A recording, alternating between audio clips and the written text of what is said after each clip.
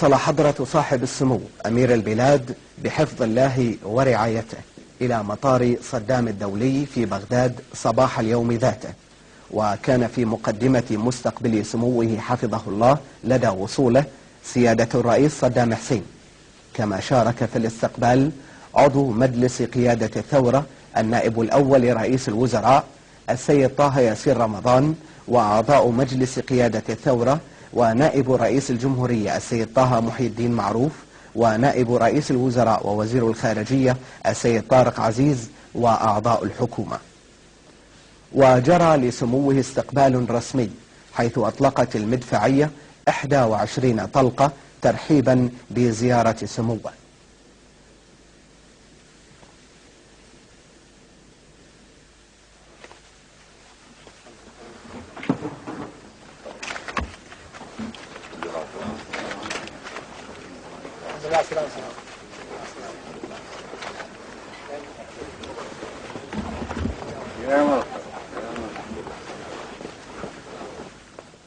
ثم صافح سموه رعاه الله كبار مستقبليه من أعضاء مجلس قيادة الثورة وكبار المسؤولين العراقيين وأركان السفارة الكويتية لدى الجمهورية العراقية. ثم غادر سموه وأخوه سيادة الرئيس صدام حسين إلى مقر إقامة سموه حفظه الله في العاصمة العراقية.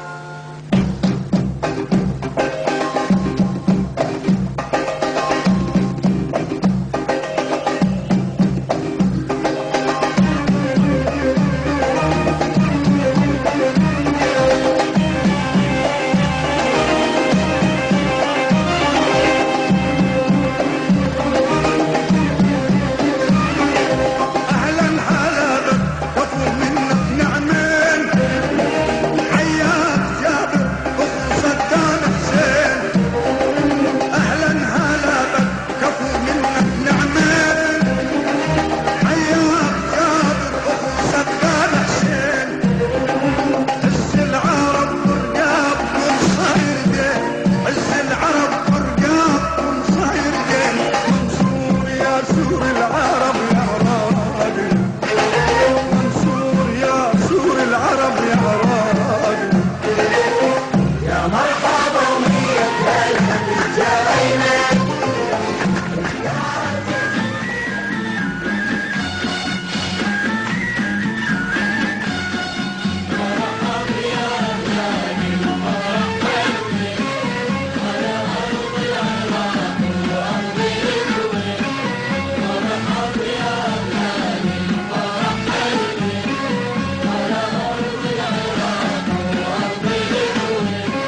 وطن واحد جمعنا ويوم عن يوم يزداد المحبة ويكبر البيت.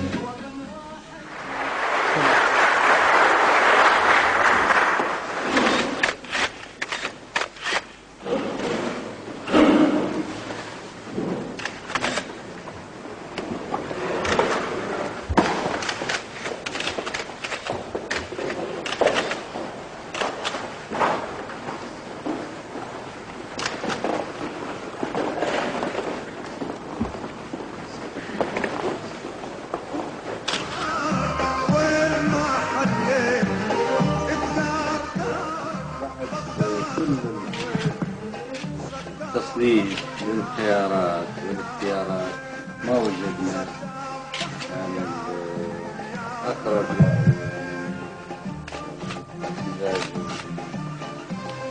إنتاج أبناء وأخوان الشباب. كل هذا السلاح مصنوع بجو ومعامل تمسك بمبادئ القوم.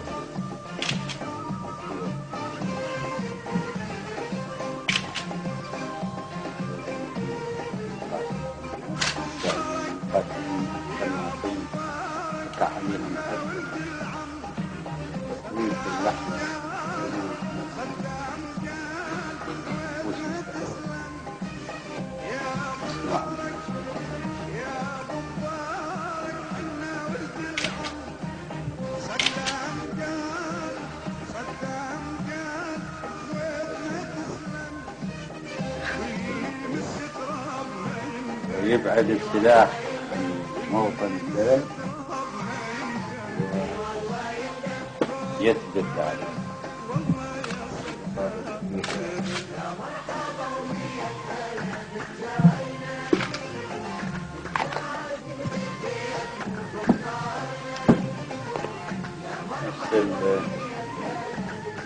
نفس الشيء أيضا.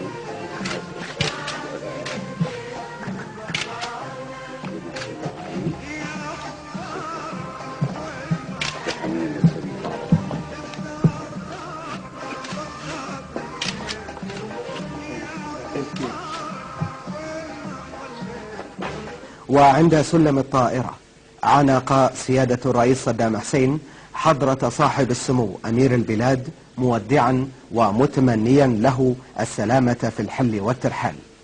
هذا وقد بعث حضرة صاحب السمو أمير البلاد ببرقية إلى أخيه سيادة الرئيس صدام حسين ضمنها شكره وتقديره للاستقبال الحار والضيافة الكريمة والمشاعر الأخوية الصادقة التي لقيها وإخوانه أعضاء الوفد المرافق طوال مدة الزيارة، والتي تعكس بحق قوة ومتانة الروابط بين البلدين والشعبين الشقيقين.